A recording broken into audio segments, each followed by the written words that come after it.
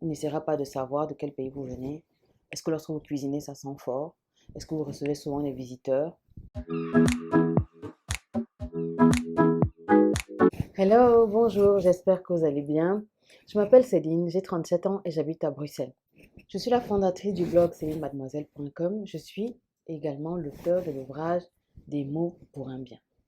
Dans la vidéo d'aujourd'hui, on va parler de l'achat immobilier contre la location immobilière. Faut-il devenir propriétaire? Faut-il rester locataire? Je vais vous dire dans cette vidéo toutes les bonnes raisons de devenir propriétaire. Vous avez peut-être pour objectif de rentrer en Afrique après vos études, ou alors, après quelques années de travail en Europe, vous voulez rentrer vous installer en Europe. Et vous vous demandez, est-ce que ça vaut la peine de rester locataire? Est-ce que vous pouvez, malgré tout, acheter un bien immobilier en Europe? Avant d'évoquer toutes les bonnes raisons de devenir propriétaire, je vais quand même, soyons fair play, énumérer les raisons d'être ou de devenir locataire. L'avantage lorsque vous êtes locataire, c'est que vous êtes libre. Je m'explique. Vous vivez par exemple en Belgique, vous avez une opportunité d'emploi aux États-Unis, vous êtes libre de partir quand vous le souhaitez, moyennant naturellement certaines conditions, notamment les conditions qui seront reprises dans votre contrat de bail. Mais vous avez beaucoup plus de flexibilité. Être locataire a beaucoup d'avantages à court terme. À court terme, vous ne devez pas supporter les charges de copropriété. Si par exemple la copropriété décide de ravaler la façade et que chaque propriétaire doit mettre sur la table des montants oscillant parfois entre 5, 10, 15, voire 20 000 euros, vous êtes exempté de cette somme parce que vous êtes locataire. Pourquoi? Parce que c'est une charge qui incombe au propriétaire. Maintenant, la partie que je préfère, l'achat immobilier. 8 bonnes raisons de devenir propriétaire. La première bonne raison est de devenir propriétaire. Lorsque vous allez visiter un bien pour l'achat, la visite ne se déroule pas toujours de la même manière que lorsque vous allez visiter le même bien pour la location. Pour un achat immobilier, votre couleur de peau compte pour rien. La seule préoccupation du vendeur, c'est de savoir est-ce que vous avez les moyens de pouvoir acheter son appartement ou sa maison. Il n'essaiera pas de savoir de quel pays vous venez. Est-ce que lorsque vous cuisinez, ça sent fort? Est-ce que vous recevez souvent des visiteurs? Tous ces éléments-là ne comptent pas du tout lorsque vous êtes dans le processus d'acquisition d'un bien immobilier. Ce que j'aime également dans le fait de devenir propriétaire, c'est que vous pouvez vraiment personnaliser le bien à votre guise. Lorsque vous êtes locataire, vous vous demandez, est-ce que vous pouvez faire des trous dans le mur? Est-ce que vous pouvez repeindre les murs? Si oui, dans quelles conditions? Ou alors, est-ce que si vous les repeignez, il faudra les repeindre dans la couleur de départ lorsque vous quittez le bien?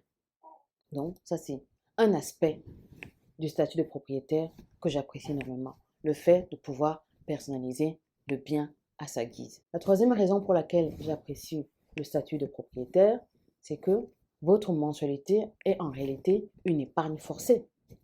Cette épargne à long terme va se transformer en appartement ou en maison dont vous serez 100% propriétaire. Cela vous permettra d'assurer vos vieux jours. La quatrième raison pour laquelle je pense qu'il faut acheter un bien immobilier, c'est qu'en Europe, et en Belgique en particulier, parce que c'est le cas de la Belgique que je maîtrise le plus, lorsque vous avez un CDI, vous remplissez déjà une condition pour accéder à la propriété. Alors qu'en Afrique, il faut acheter votre bien en cash. Très souvent, je sais qu'aujourd'hui, il y a des banques qui octroient des prêts. Je ne connais pas très bien les conditions, mais je sais qu'ici, grâce à votre CDI, peu importe le montant de votre salaire, vous pouvez déjà prétendre à la propriété.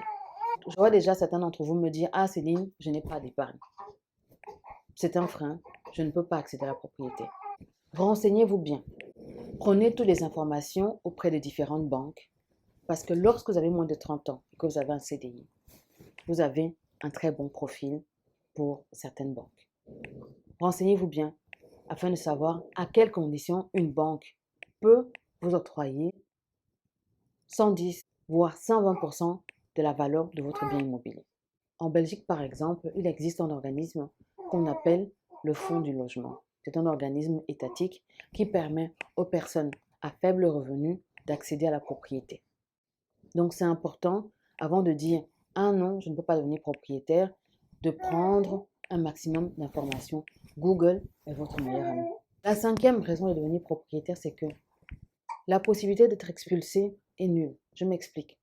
Lorsque vous êtes locataire, vous habitez dans un appartement ou une maison, au bout de X années, le propriétaire vous dit « Madame, j'ai besoin de récupérer mon bien parce que je souhaite le vendre ou alors parce que je souhaite m'y installer ou alors je souhaite que l'un de mes enfants s'y installe. » C'est normal.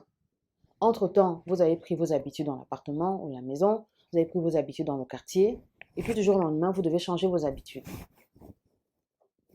Lorsque vous êtes propriétaire, cette éventualité n'existera pas. La sixième raison de devenir propriétaire, c'est que vous constituez un héritage pour vos enfants à travers votre acquisition immobilière. La septième bonne raison de devenir propriétaire, c'est que si vous obtenez votre prêt avec un excellent taux, il se peut que la mensualité de votre crédit soit égale ou inférieure au montant de votre loyer actuel. Ce qui, à mon sens, est un avantage non négligeable. Car à court terme, ça vous permet d'augmenter votre pouvoir d'achat. La dernière raison de devenir propriétaire, à mon sens, c'est le sentiment d'accomplissement. Le sentiment d'atteindre une étape cruciale dans sa vie. Le sentiment de progresser. Et si vous me dites, Céline, si jamais je veux rentrer en Afrique, mais c'est simple, vous revendez votre bien. Ce n'est pas parce que vous êtes devenu propriétaire que vous ne pouvez pas revendre votre bien au cas où vous souhaitez vous installer en Afrique. J'espère que cette vidéo vous aura édifié. J'espère qu'elle vous sera utile. Merci de vous abonner à ma chaîne. Merci de me dire en commentaire quelle est votre situation actuelle. Si vous êtes encore locataire, quels sont vos freins? Est-ce que je peux éclairer votre long terme? Je vous dis à très bientôt pour la prochaine vidéo.